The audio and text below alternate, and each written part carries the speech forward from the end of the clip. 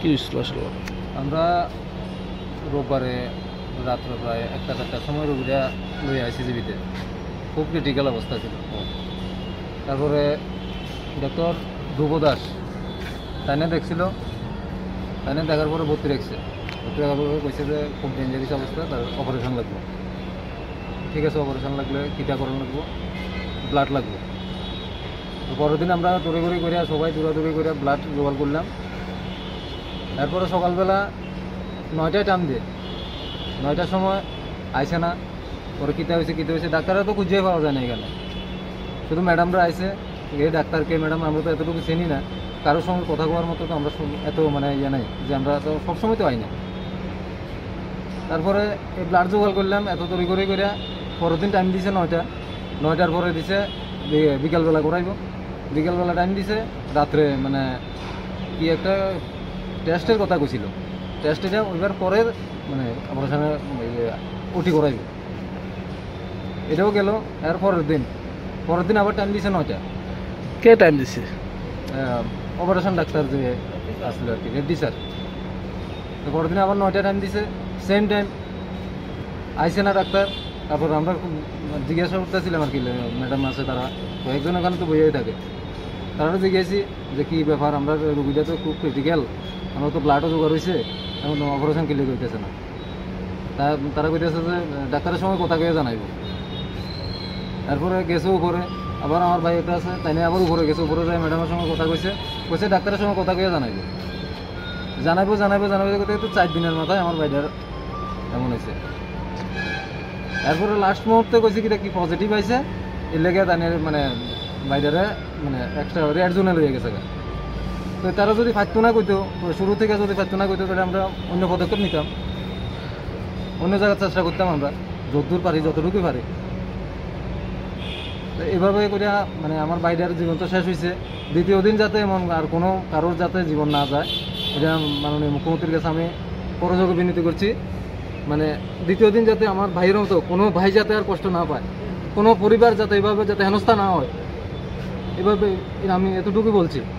এই বিষয়টা নিয়ে আপনাদের যে রেড্ডি স্যার আছে, মানে রেড্ডি স্যারের সাথে কথাবার্তা তাইনে তো কোনো ডাক্তার, এখানে ডাক্তার তাইনে তো পাওয়াই যায় না। তাইনের আমি দেখছিও না, কোথাও কিবা সময় পাইছি না আমি। এটা কমা তাইনে কি অপারেশনটা করবো কইছিল? হ্যাঁ কইছে, ম্যাডামেই কইছে। তাইনে কইছে না যে আমি অপারেশন করবো, এমন কিছু আমি শুনছি না। ম্যাডামরা কইছে রেড্ডি স্যার অপারেশন করাইব, কিন্তু ভর্তি রাখছে কিন্তু ধ্রুব দাস, এতটুকু জানি। রোগীর নামটা কি আছে? প্রসেনজিৎ দেবনাথ। বয়স কত?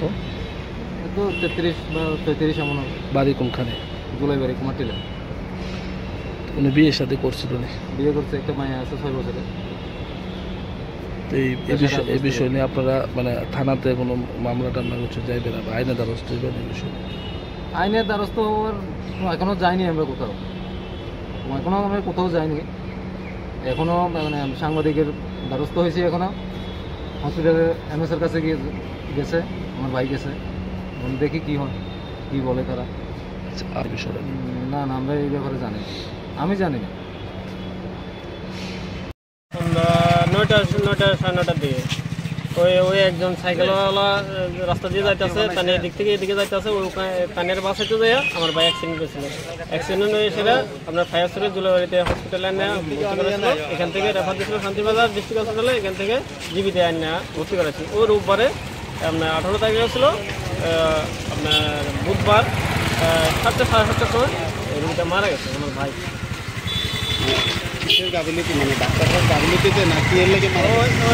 আপনার যে স্যারে অপারেশন করব কথা দিয়ে স্যারে তাহলে মঙ্গলবার আইয়া দেখে গেছিলো, রাম দিয়ে গেছিলো। তাহলে কইতেছে ঠিক আছে, এটা তো খুবই খারাপ অবস্থা, এর দেখা যাক কী করা যায়। তাহলে কথা দিয়ে স্যারে মঙ্গলবারে রাত্রে আইয়াও তাহলে দেখিয়ে গেছিলো। হ্যাঁ, তাহলে অপারেশন করাইব গেছিলাম। পরে দিয়ে তারা তাহলে বুধবারে অপারেশন করাইছে না, ফার্স্ট টাইমে করাইব সেটা করাইছে না, লাস্ট টাইমে করাইব সেটা করাইছে না।